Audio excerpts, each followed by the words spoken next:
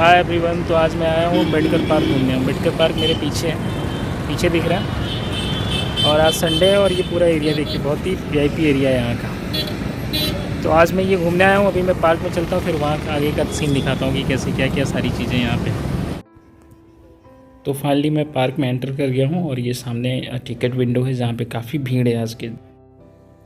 Ticket लेने के बाद अब मैं पार्क के अंदर आ गया हूँ और ये पार्क का पूरा व्यू है। काफ़ी बड़ा पार्क है, काफ़ी सुंदर है, पत्थरों से बना हुआ और सामने से सनलाइट भी आ रही है जो चमक रही है। और सामने जो बिल्डिंग है उसमें अम्बेडकर जी की मूर्ति है और ये पूरा पार्क बहुत बड़ा है। और ये जो दो बिल्डिंगें दिख रही हैं इसमें भी बहुत सारी मूर्तियाँ। अभी मैं ये सामने जो बिल्डिंग दिख रही है, अभी इधर मेरे पीछे देख लीजिए, इस बिल्डिंग के अंदर मैं जा रहा हूँ। इस बिल्डिंग में मायावती जी के साथ साथ और भी जो दूसरे दलित समाज के लिए काम करने वाले जो पुराने लीडर रहे हैं, नेता रहे हैं, जो मार्गदर्शक रहे हैं, उन लोगों का स्टैचू बना हुआ है। मायावती जी का खास तौर से बहुत बड़ा बना हुआ है। तो मतलब इस पार्क में अम्बेडकर जी के अलावा मायावती जी की मूर्तियाँ सबसे ज़्यादा दिखाई गई हैं और सबसे बड़ी भी। तो उनको चल के अभी आगे दिखाते हैं उसमें।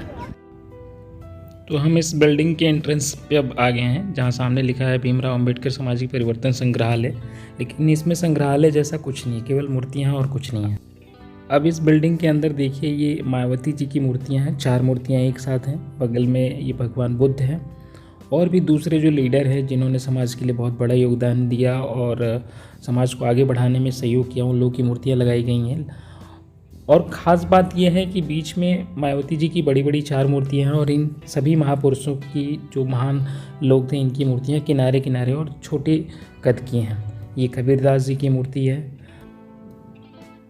ये संत रविदास जी की मूर्ति है जिन्होंने दलित वर्ग के लिए विशेषतः बहुत ज़्यादा काम किया था और हम सभी की नज़रों में माननीय हैं, बहुत ही महान व्यक्ति हैं। और भी कुछ दूसरे जो पुराने समय के जो लीडर हैं जिन्होंने समाज के लिए उस कठिन परिस्थिति में कार्य किया था, उनकी मूर्तियाँ यहाँ लगाई गई हैं। ये अच्छी बात है, लेकिन बुरी बात यह है कि जो मायावती जी हैं उनकी मूर्तियाँ इनके अपेक्षा ज़्यादा लगाई गई। अब यहाँ एक ये दूसरा जो उस बिल्डिंग में जो 2 पार्ट दिख रहे थे, तो ये दूसरे पार्ट में फिर मायावती जी की मूर्ति है और बगल में जो आधुनिक युग के जो सामाजिक कार्य करने वाले व्यक्ति थे उनकी मूर्तियाँ लगाई गई हैं, इंक्लूडिंग भीमराव अंबेडकर। जैसे ये सामने इनकी मूर्ति है। अंबेडकर जी की मूर्ति जिस बिल्डिंग में लगी है उस बिल्डिंग के फ्रंट में एक छोटे हाथी को बनाया गया है, मतलब एक्चुअली 2 हाथियों को बनाया गया है जो काफ़ी खूबसूरत है। और ये सामने रही बिल्डिंग जिसमें अंबेडकर जी की मूर्ति है। तो अब हम चलेंगे इस बिल्डिंग के अंदर और उनकी मूर्ति का दर्शन करेंगे, देखेंगे किस प्रकार से उनको बनाया गया है। और ये एक बड़ा सा गेट है, मतलब काफ़ी हाइट है इसका, कम से कम 30 फीट के आसपास हाइट होगी इस गेट की। और सामने जो एक कमरा है बड़ा सा, उस कमरे में इनकी अंबेडकर जी की मूर्ति लगाई गई है। और दुर्भाग्य अभी ये है कि इस पूरे कमरे में, यानी जो पूरा अपार्टमेंट बना हुआ है, इसमें पूरे में अंधेरा है, लाइट नहीं जलाया जा रहा है, जो कि कह सकते हैं कि मिसमैनेजमेंट है। सामने अम्बेडकर जी की मूर्ति है जो कि बैठे हुए अवस्था में ये एक बड़े से सोफे पे, चेयर पे बैठे हैं। लेकिन इसके पहले जब इस पार्क का पुनर्निर्माण हुआ था उसके पहले ये स्टैंडिंग ओवेशन में यहाँ पे खड़े इनकी मूर्ति लगी थी, लेकिन बाद में इसको हटा के ये इस अवस्था में इनकी मूर्ति लग गई है। और ये सामने अब ये पार्क है, इस पार्क का पूरा मैप है, बगल में मायावती जी खड़ी हैं कि ये किस किस तरह से क्या क्या चीज़ें हैं इस पार्क में।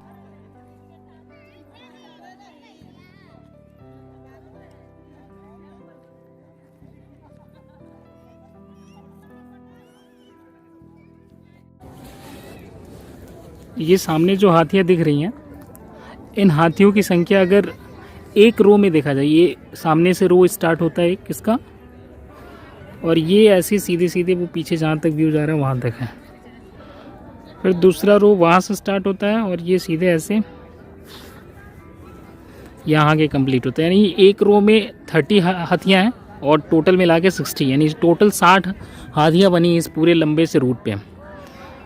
इस पार्क के लिए सबसे अट्रैक्टिव चीज़ यही है, यानी जो ये हाथियाँ हैं 60, मतलब काफ़ी खूबसूरत लगता है इन हाथियों को देख के। एक रो में जैसे सलीके से, तरीके से और सुंदर हाथियाँ बनी हैं, वो बहुत ही अट्रैक्टिव है और इम्प्रेसिव है। इसको देखने विशेष तौर से लोग ज़्यादातर आते हैं। बाकी अगर देखा जाए तो अभी तक मैंने 3 पार्क एक्सप्लोर किए जो मायावती जी के द्वारा बनवाए गए थे। उन तीनों में हाथियों की संख्या है बहुत ज़्यादा, लेकिन यहाँ पे सबसे ज़्यादा है। यहाँ पे 60 हाथियाँ। लास्ट वाले में गए थे तो 18 हाथियाँ थी, लेकिन यहाँ पे 60 है जो कि ज़्यादा है। अब यदि बात करें इन हाथियों की मूर्तियों के साइज़ का, तो ये काफ़ी हाइट है इसकी, कम से कम 15 फीट हाइट होगी और स्पेस की बात करें तो मुझे लग रहा है कम से कम 10x15 यानी 150 स्क्वायर फीट एरिया में ये एक मूर्ति को बनाया गया। तो यानी काफ़ी स्पेस लेके इन मूर्तियों को बनाया गया और इनकी साइज़ बहुत बड़ी है। इस बड़े से पार्क के एक किनारे पर एक छोर पे एक बड़ा सा मैप बनाया गया और इस पूरे मैप में दिखाया गया कि किस जगह पे किस चीज़ को बनाया गया है। सामने काशी राम जी की मूर्ति यहाँ पर है और दूसरे साइड में यहाँ पे मायावती जी की मूर्ति, यानी इन दोनों लोगों की मूर्ति है और पीछे ये मैप बनाया गया है और इसमें सारी चीज़ों को एक एक करके दिखाया गया कि कहाँ पे क्या है। काशी राम जी की यहाँ पे सामने एक बड़ी सी मूर्ति लगी है और पीछे मैप है और ये एक किनारा है। इसके बाद ये दूसरे साइड में सारी चीज़ें हैं। तो अभी मैं आ गया हूँ इस पार्क के सबसे ऊपरी हिस्से पे, जहाँ से इस पार्क का एक बड़ा सा व्यू आता है, काफ़ी खूबसूरत व्यू आता है और यहाँ से इस पार्क का दर्शन मतलब काफ़ी अच्छा हो जाता है। तो आप जब भी घूमने आएँ यहाँ ज़रूर आएँ और इस पूरे से नज़ारे को अवश्य देखें। तो अभी मैं अम्बेडकर पार्क के सबसे टॉप प्लेस पे हूँ। टॉप प्लेस मतलब कि कह लें कि अम्बेडकर जी की मूर्ति जहाँ नीचे बनी है उनके ऊपर जो डोम बना हुआ, डोम मतलब कि गुंबद, जो गुंबद बना है उस गुंबद के ऊपर आने का रास्ता है। सभी लोग आते हैं और यहाँ से एक्चुअली क्या होता है ना, इस जगह से इस पार्क का व्यू बहुत बढ़िया आता है। जैसे मेरे पीछे आप देखिए, और इस सिटी यानी ये पीछे जो भी शहर है वो भी बहुत बढ़िया दिखता है। तो ये सबसे अच्छा व्यू होता है यहाँ से। तो अगर आप अम्बेडकर पार्क घूमने आए तो इस डोम के ऊपर ज़रूर आएँ, यानी गुंबद के ऊपर ज़रूर आएँ, यहाँ से व्यू बहुत बढ़िया आता है। तो यहाँ से जो पीछे दिख रहा है वो सिटी जो दिख रहा है पार्क के उस पर, वो गोमती नगर है। चूँकि ये पार्क गोमती नगर में बना है लखनऊ के, तो गोमती नगर यहाँ चारों तरफ है। ये पीछे मेरे जो दिख रही है एक बड़ी सी बिल्डिंग लाल कलर की, ये जयप्रकाश नारायण कन्वेंशन सेंटर है। और ये कन्वेंशन सेंटर के बगल में जो बड़ी बिल्डिंग, जो दूसरी बड़ी बिल्डिंग दिख रही है, ये रेनेसा होटल है और उसके जस्ट पहले एक डोम दिख रहा होगा बना हुआ गुंबद छोटा सा, वो ताज होटल है, जो कि लखनऊ का सबसे लग्जरियस होटल है ऐसा माना जाता है। और बाकी इधर ये रोड है, पार्क के किनारे से गाड़ियाँ आती जाती दिख रही हैं। ये इधर हजरतगंज साइड में जाता है ये रोड, और इधर को ये रोड सीधे गोमती नगर के साइड चला जाता है। तो ये पार्क पूरा बड़ा सा है। ये पार्क का पिछला हिस्सा है। सामने एक चौराहा है जहाँ से काफ़ी गाड़ियाँ आती जाती रहती हैं, लोग इधर ही से आते हैं अम्बेडकर पार्क घूमने। और इस दूसरे साइड में देखें तो यहाँ पे सनसेटिंग हो रही है और वहाँ पे बगल में गोमती नदी भी है, यानी गोमती नदी के किनारे ये पार्क स्थित है और ये व्यू काफ़ी खूबसूरत है। आप इसे देखें और हमें बताएं। तो मैं सोच रहा हूँ कि इस पार्क के बारे में थोड़ी सी डिटेलिंग कर दें। हमेशा की तरह अगर मैं कहीं घूमने जाता हूँ तो उस पार्क या जो भी जगह होता है उसके बारे में मैं थोड़ी सी जानकारी ज़रूर देता हूँ, ताकि अगर कोई वीडियो देख रहा है तो उसको उस बारे में थोड़ी सी जानकारी हो, पता तो चले कि आखिर वो क्या देखा, और वो उसके बारे में जानना ज़रूरी है। एक्चुअली जो टू द पॉइंट बात है वो यही है। तो ये जो पार्क है अम्बेडकर पार्क जो मेरे पीछे दिख रहा है, और ये बड़ा सा पार्क जो दिख रहा है, अगर ये इसके एरिया की बात करें, ये कितने क्षेत्रफल में बना है, तो 108 एकड़ में बना है according to Google, according to Wikipedia. और इसमें 7 बिलियन रुपीज़ यानी 7 बिलियन रुपया लगा है। 7 बिलियन को अगर एक्चुअल इंडियन रुपी में कन्वर्ट करें तो काफ़ी ज़्यादा अमाउंट होगा। और ये पार्क स्टार्ट हो गया था 14 अप्रैल 2008 को। चूँकि ये अम्बेडकर जी के स्मरण में पार्क का निर्माण हुआ है, तो उनके जन्म दिवस यानी 14 अप्रैल को उनका जन्म दिवस होता है, उसी दिन इसका इनॉग्रेशन हुआ था, उद्घाटन हुआ था। और अगर बनवाने वाले की बात करें तो ये सर्वविदित है, सभी को पता है कि इस पार्क का निर्माण या लखनऊ में जितने पार्क बने थे अब वो मायावती जी के सरकार में मायावती जी के द्वारा बनवाए गए थे। और जैसा कि आपने इस पार्क में देखा होगा, बहुत सारे ऐसे व्यू हैं, ऐसे जगह हैं जहाँ पे मायावती जी की बड़ी बड़ी मूर्तियाँ लगी हैं। तो मायावती जी के द्वारा इस पार्क को बनवाया गया था। और ये पार्क एक तरह से कहा जाए तो अम्बेडकर जी के स्मरण में है, जो कि हमारे देश के कानून निर्माता हैं। कानून निर्माण में उनका अहम योगदान रहा है और दलितों के उत्थान के लिए उन्होंने बहुत सारा काम किया है। तो उन्हीं के स्मरण में इसको बनवाया गया था। लेकिन इसके साथ साथ मायावती जी ने भी खूब उस मौके का फ़ायदा उठाया। इस पूरे पार्क में या इस यूपी के अंदर या लखनऊ के अंदर जितने भी पार्क है उसमें अम्बेडकर जी या काशीराम जी के साथ साथ मायावती जी की भी मूर्तियाँ प्रचुर मात्रा में, प्रचुर इन द सेंस अगर कहा जाए तो ये जितने भी लोग हैं जिन्होंने पिछले कई सौ सालों में मिल के भारत में दलितों के उत्थान के लिए काम किया होगा, उनकी अपेक्षा उन सभी से भी ज़्यादा मायावती जी की मूर्तियाँ लगी हुई हैं। तो ये इस पार्क का जो सबसे एक तरह से कहा जाए तो नेगेटिव पॉइंट है कि बनवाने वाले ने हर जगह अपनी मूर्ति लगवाई और बहुत बड़ी बड़ी मूर्तियाँ लगवाई है, जो कि सबसे नेगेटिव है। बाकी अगर पॉजिटिव कहा जाए तो ये काफ़ी खूबसूरत पार्क है पत्थरों से बना है। चारों तरफ पत्थर ही पत्थर आपको दिखते हैं। कहीं कहीं खजूर के पेड़ दिखते हैं और कुछ पीपल के पेड़ दिखते हैं। पीपल का पेड़ बौद्ध धर्म से उसका सीधा संबंध है, इसलिए उसको सिम्बलाइज़ करके यहाँ पे लगाया गया है। बौद्ध भगवान यानी जो अपने गौतम बुद्ध हैं उनकी भी मूर्ति एक जगह मुझे दिखी है, एक जगह उनकी मूर्ति है और बाकी जितने भी लोग हैं उनकी मूर्तियाँ हैं।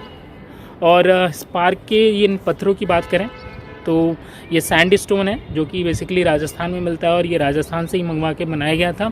और इस पार्क को बनाने वाले जो कारीगर थे वो भी राजस्थान के ही थे। एक्चुअली जब ये पार्क बन रहा था तो उस समय मैं लखनऊ में ही था, तो उस समय बहुत सारे न्यूज़पेपर में इंटरव्यू आते थे और वो इंटरव्यू जो ये पार्क बनाने वाले लोग थे, जो कारीगर थे, उनके भी होते थे। उनको उस समय बहुत सारी दिक्कतें होती थी तो उसको लेके मेंशन किया जाता था और इसमें शामिल होता था, तो वो हम पढ़ते थे, हमें जानकारी होती थी। इसके साथ साथ एक इधर सनसेटिंग हो रही है, मैं दिखा दे रहा हूँ थोड़ा सा। काफ़ी अच्छा व्यू आ रहा है, ये कैमरे में उतना अच्छा नहीं आ रहा है जितना कि सामने से दिख रहा है। तो उस इंटरव्यू में हम लोग पढ़ते थे कि जो ये कारीगर इस पार्क को बनाते थे वो गुड़ खाते थे, यानी दिन भर पार्क का निर्माण करते थे और शाम को गुड़ खाते थे, क्योंकि उनका मानना था कि गुड़ खाने से जो यहाँ पे जो पोल्यूशन होता था, जो धूल उड़ता था, इन पत्थरों की घिसाई की वजह से जो धूल उड़ता था वो पूरे बॉडी में फैलता था, उनके नाक के थ्रू, उनके मुंह के थ्रू, उनके लंग में बैठ सकता था। तो इस वजह से वो लोग गुड़ खाते थे। ऐसा माना जाता था कि गुड़ खाने से वो ये जो धूल है उसको वो काटता है। तो ये सब सारी चीज़ें जो हम लोग की यादें हैं इस पार्क से जुड़ी हैं, क्योंकि मेरे दिमाग में मैंने कभी पढ़ा था न्यूज़पेपर में, तो वो मेरे दिमाग में एक तरह से कह लो कि छप गया है। तो जब भी अम्बेडकर पार्क की बात आती है तो मुझे ये चीज़ हमेशा याद आ जाता है। तो मैंने सोचा अपने चैनल पर भी मेंशन कर दें।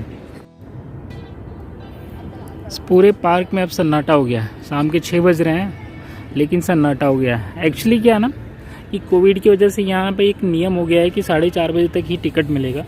6 बजते बजते पूरे पार्क में सन्नाटा हो गया। जो भी लोग आए थे वो सब सारे अब धीरे धीरे जा रहे हैं।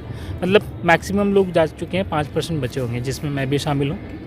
तो इस ब्लॉग को ख़त्म करने के पहले एक छोटी सी रिक्वेस्ट है, अगर अभी तक आपने इस चैनल को सब्सक्राइब नहीं किया तो प्लीज़ चैनल को सब्सक्राइब कर लीजिए और मिलते हैं अगले वीडियो में। वैसे मैं हर दूसरे दिन ब्लॉग अपडेट करता हूँ और जनरली जो ट्रैवलिंग वाले ब्लॉग होते हैं वो वीक में 2 या 3 होते हैं या 1 होता है। तो बने रहिए चैनल पे और एंजॉय करिए इन सारी चीज़ों को। And thanks for watching. Bye bye.